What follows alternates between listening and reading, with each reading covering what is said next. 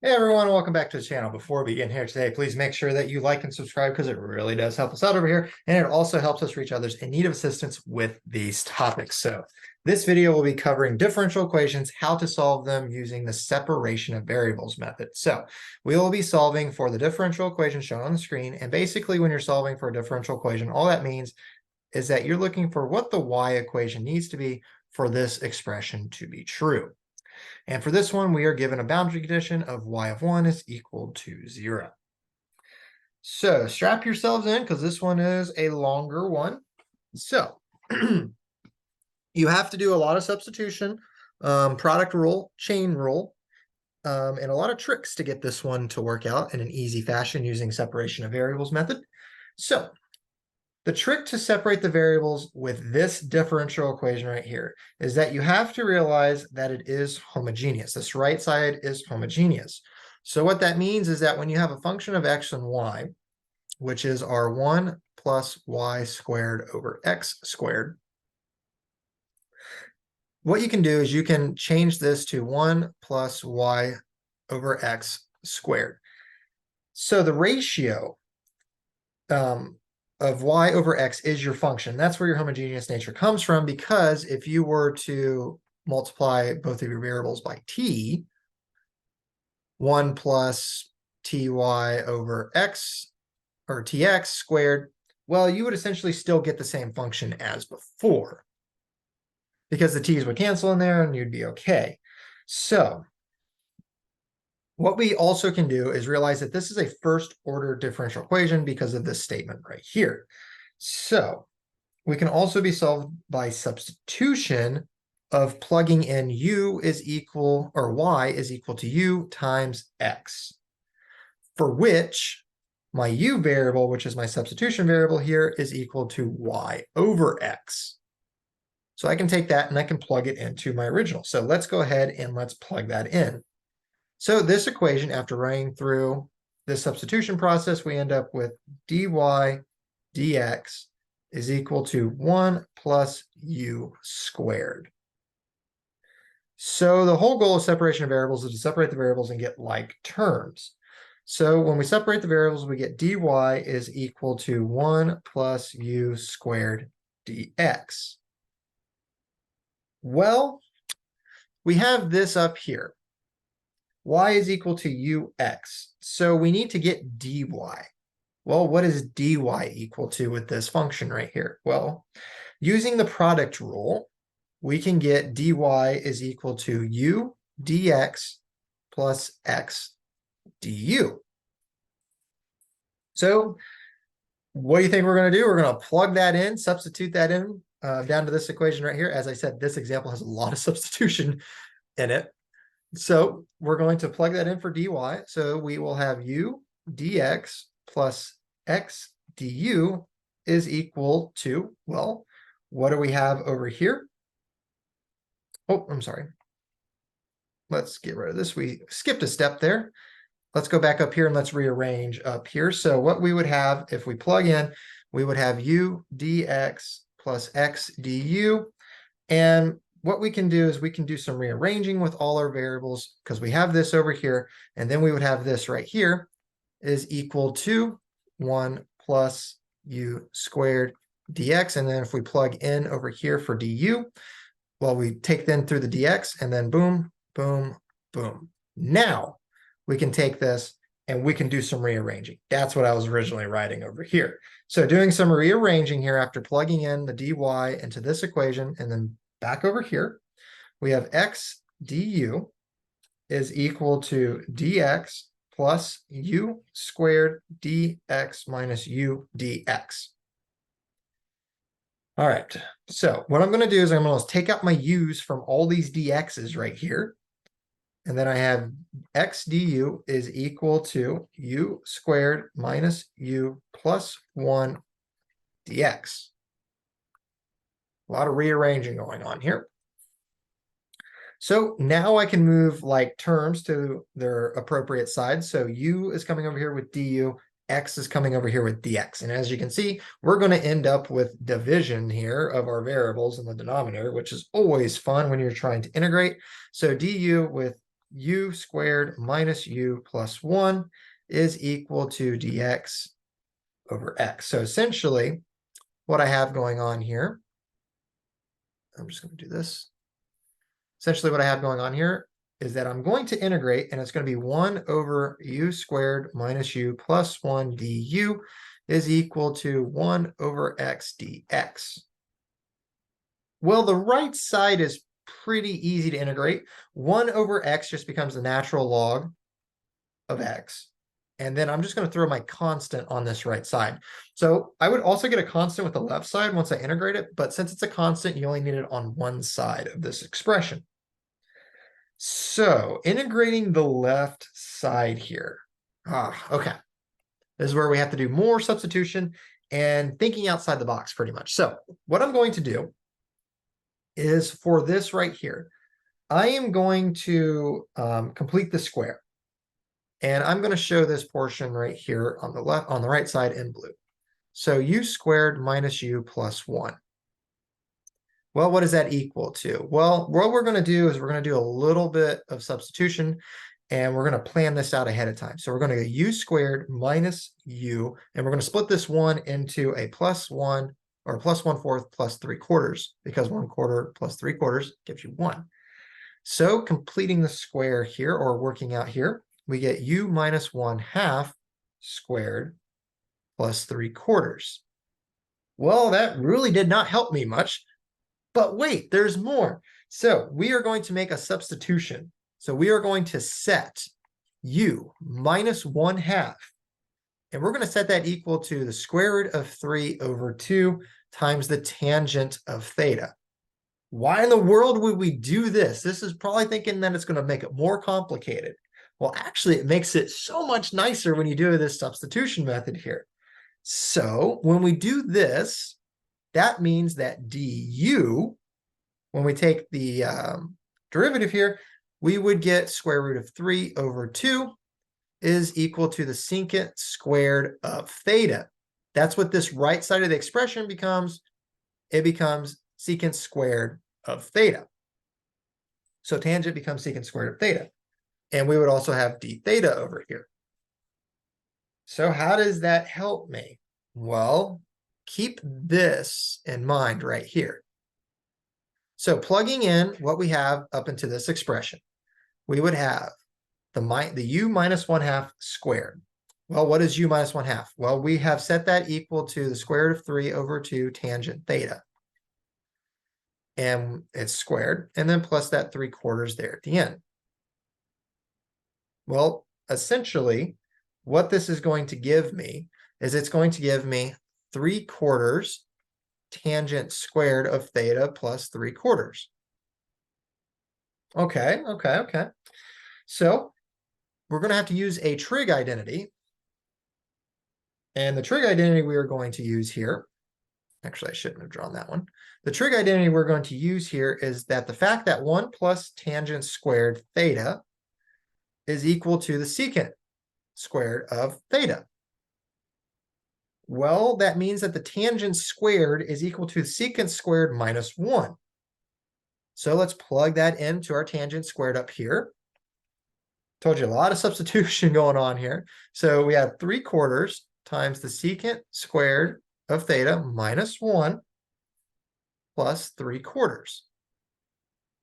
Well, what we can do is we can take 3/4 in, and it would be 3/4 of the secant squared of theta, and that would be minus 3/4 plus 3/4, so the 3/4 disappears. That's the reason why we did 3/4 up here. So it all started to make a little more sense. So this is what this is what I have here. I have u squared minus u plus 1 is equal to 3/4 secant squared of theta.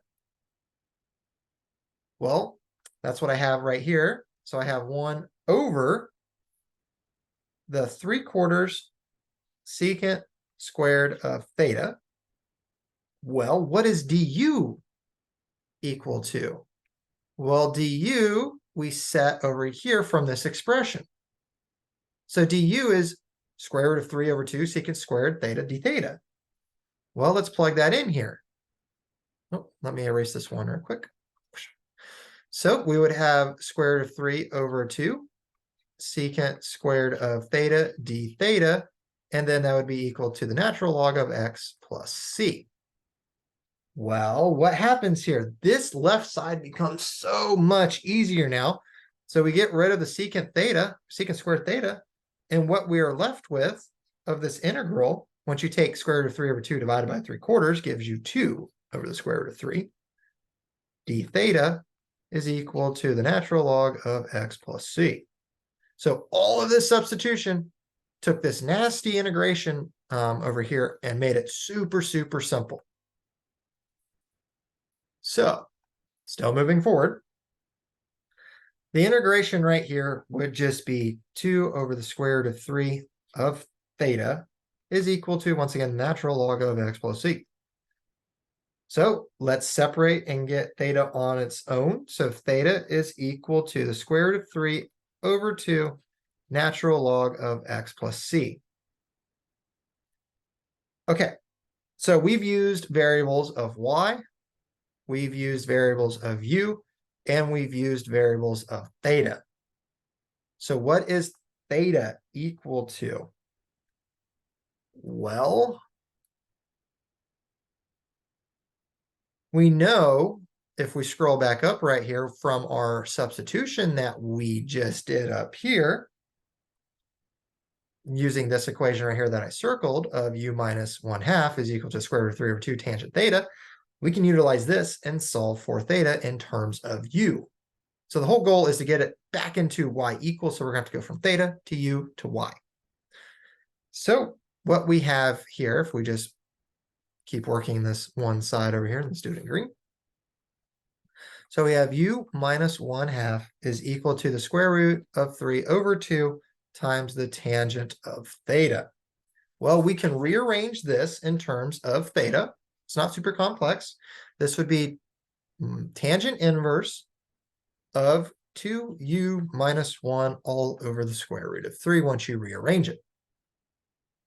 So that's what my theta would be equal to. So let's plug it in over here on the left side of the equation. And I'm probably going to have to go to another page here in a little bit. So we have the tangent inverse of 2u minus 1 over the square root of 3 is equal to the square root of 3 over 2 natural log of x plus c. All right, so now that we have this equation, we are going to have to rearrange in terms of u right there. So we're going to get an equation in terms of u, and then once again, we'll substitute back in, and we'll get y. So moving on to a next page here. So rearranging and solving for u. We'll take the tangent of both sides here. So we have 2u minus 1 over the square root of 3 is equal to the tangent of the square root of 3 over 2 times the natural log of x plus your constant. Now, I'm not going to take the square root of 3 over 2 just into this just yet, and you'll see why when we get there. So we can separate and get u by itself. So the full u equation is the square root of 3 over 2 times the tangent of the square root of 3 over 2 times the natural log of x plus my constant. And then at the very end here, don't forget, plus your 1/2. Well, just like I said on the previous page, what is u equal to?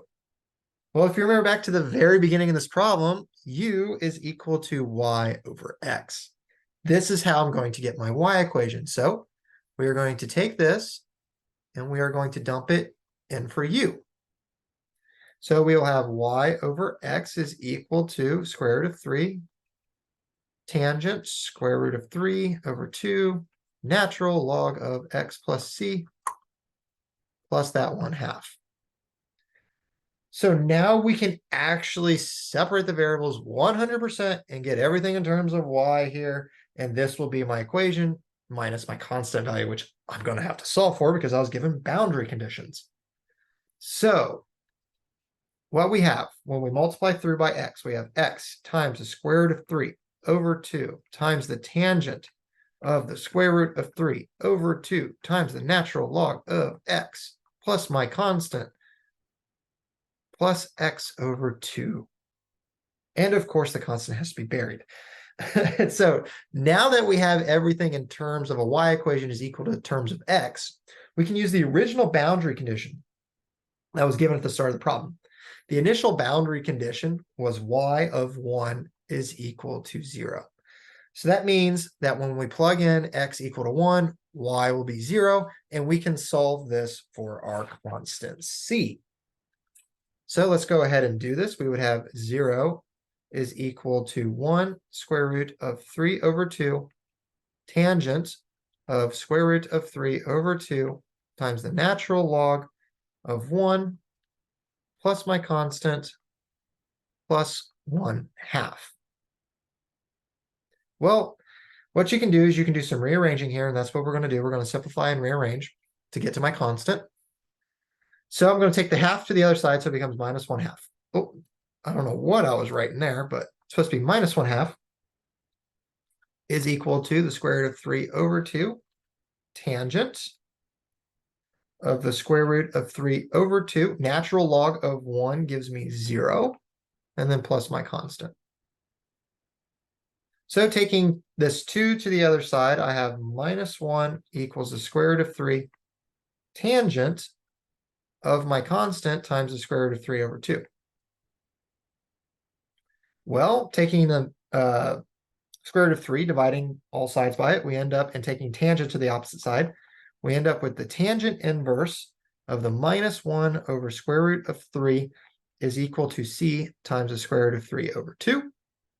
And this is where you have to know some trig identities here. And if you didn't, you could just use your calculator to find out what this is in degrees and then transform it into radians. But this right here, this expression right here is minus pi over 6. So knowing that this is minus pi over 6, we can simplify this a little bit further, and we would get minus pi over 6 is equal to c square roots of 3 over 2. And we can easily solve for c here, which c would be minus 6, or minus pi over 6 times 2 over the square root of 3. And that gives me minus pi over 3 square roots of 3. So with all this information, now I can plug into my y equation that I originally had right here and plug in my c, and that would be my final answer. So you know what? Because that's such a long equation, let's give myself a little bit more room here to write this.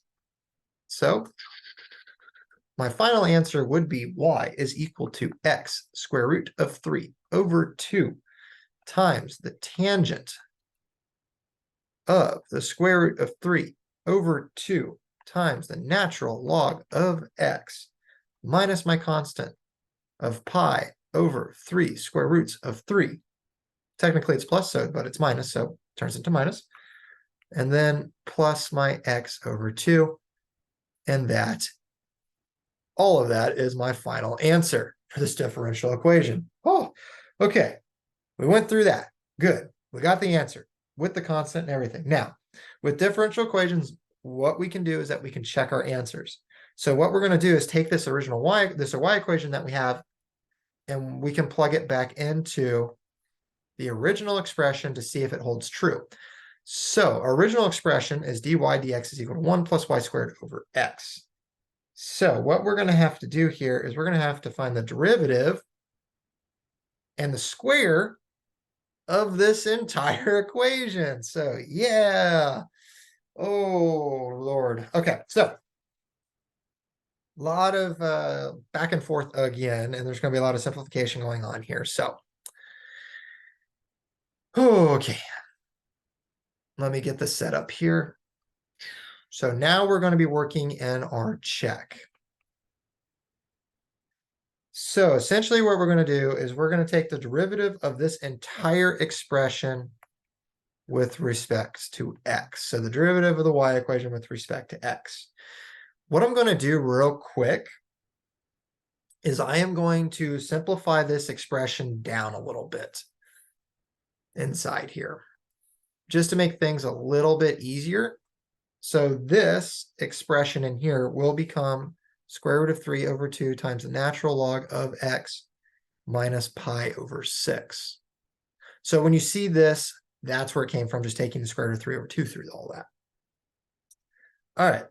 So in order to get the entire derivative of this expression, this equation, we have to use a bit of calculus properties here. Product rule, and we're going to have to use the chain rule, and multiple parts going on here.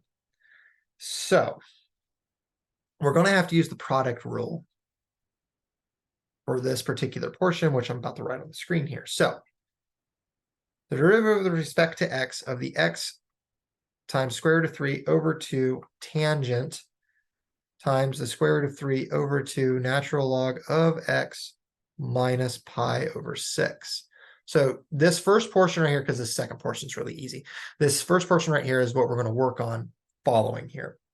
So what this does after you use the product rule, which if you want to see how to use the product rule correctly, use finding derivatives, we do have videos on the channel with that. So if you want to see that, please check that out. So this entire expression becomes, if I can spell correctly, becomes, we would have square root of 3 over 2 times the tangent of the square root of 3 over 2 natural log of x minus pi over 6, boom, plus the, plus x square root of 3 over 2 secant squared of square root of 3 over 2 natural log of x minus pi over 6.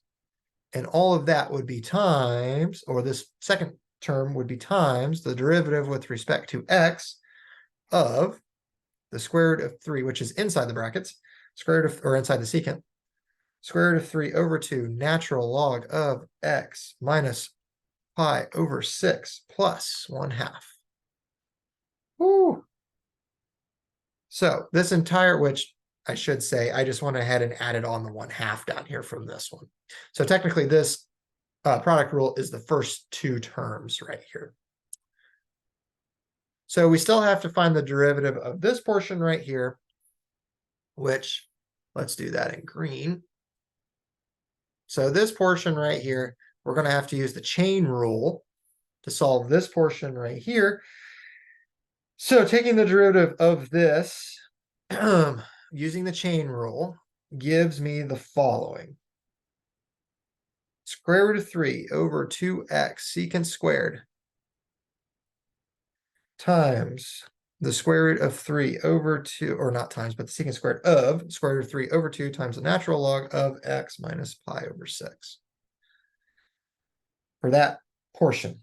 Now, what I can do is take that in, multiply through with this right here, and then have everything written in one single equation, which I'm going to write back in blue. So taking this and substituting it back into here, the entire left side, which is the derivative of y, becomes this entire expression. Becomes the square root of 3 over 2 tangent of the square root of 3 over 2 natural log of x minus pi over 6 plus this times this becomes, or this times that becomes 3/4 secant squared times the square root of 3 over 2 times the natural log of x, which I keep saying secant squared times this, it's a secant squared of, minus pi over 6 plus 1/2. Yay! Okay, so that is what is my derivative with respect to y, or derivative of y with respect to x. That's my left side of my equation. Well, we still have to determine what is y squared divided by x squared plus 1, because that's what it should be equal to, is what we just found. Well, let's go over here on the second page, or the third page, I guess, at this point, and we're looking for what is that. Well, plugging in my y equation here, or actually plugging in the y equation and then dividing everything by x, this is what I end up with. So this becomes 1 plus 3 square rooted divided by 2 times the tangent of square root of 3 over 2 times the natural log of x minus pi over 6 plus 1/2 because everything's been divided by x, and then squared. So now we have to square this entire thing. As you can see, this problem just snowballs. So we have to remember or recall that a plus b squared is equal to a squared plus 2 times a times b plus b squared. Well, my a I'm going to set as the square root of 3 over 2 times the tangent of the square root of 3 over 2 natural log of x minus pi over 6. And then I'm just going to set my b equal to the 1/2. Yay, that's nice and easy, right? All right, we're almost done. We're almost done. So utilizing this formula, this equation portion becomes, once you square everything, becomes 1 plus 3/4 of tangent squared. All that tangent squared of 3 square root divided by 2 natural log of x minus pi over 6 plus the square root of 3 over 2 tangent of square root of 3 over 2 natural log of x minus pi over 6 plus that 1/4 there at the end. So now once again, we're going to do some replacements here. So we're going to do 1 plus 1/4 equals 3/4 because we have 1 and 1/4 over here. So 1 plus 1/4 equals 3/4 plus 1/2. So we're going to replace this, and for the 1 plus 1/4, and we end up with 3/4 plus 3/4 tangent squared. Oh my gosh, over the square root, or times the square root of, or tangent squared of the square root of 3 divided by 2 natural log of x minus pi over 6 plus the square root of 3 over 2 times the tangent of the square root of 3 over 2 times the natural log of x minus pi over 6 plus 1/2. Well, we have to do some trig identification here, because if we look at what we're trying to equal to, we have secant squared. Well, let's see here. Remember the trig identity of 1 plus tangent squared of theta equals the secant squared of theta. Well, if you were to do a little substitution here in multiplication, 3/4 plus 3/4 tangent squared is equal to 3/4 of the secant squared of theta. So my equation, once I plug in this trig identity, I end up with 3/4, because this portion right here becomes the secant squared, or 3/4 secant squared. So I end up with 3/4 secant squared of theta times all of this, square root of 3 over 2 natural log of x minus pi over 6, plus the second term remains unchanged of square root of 3 over 2 tangent square root of 3 over 2 natural log of x minus pi over 6, and of course minus my 1/2. So let's see here. Does that equal what I have before? So that's what I have. And let's see on the previous page, if we scroll down just a little bit. Well, let's see here. So this was my derivative. This is my right side. So this is my left side. They should be equal, right? Well, oh, I'm sorry. This should be a plus right here from the previous page. So we would have 3/4 secant squared of theta, 3/4 secant squared. Well, shouldn't have the theta in there because we substituted it in for tangent, because the theta is this portion right here, times the square root of 3 over 2 natural log of x minus pi over 6. Boom. This portion right here checked out. This portion right here checked out. Then square root of 3 over 2 tangent of that entire portion again. Yes, checked out. And then plus 1/2. Yes, it is all good to go. So what that means is that our check is complete, so that our y equation that we previously had right here is the correct answer. So that was a long-winded one, and a lot of substitution going in there, a lot of trig identities. It really does help if you can just substitute variables, substitute in equations to make your integration so much easier. So thank you for bearing with me through that problem. So I hope this video was helpful. And if you want to see more problems solved in this variety, we do have other differential equation problems up here that are a little less intense. Please check those out on our channel. Also, if you haven't done so already, please make sure that you like this video, leave a positive comment below, and subscribe to the channel. Thank you for watching, and I hope you have a fantastic day.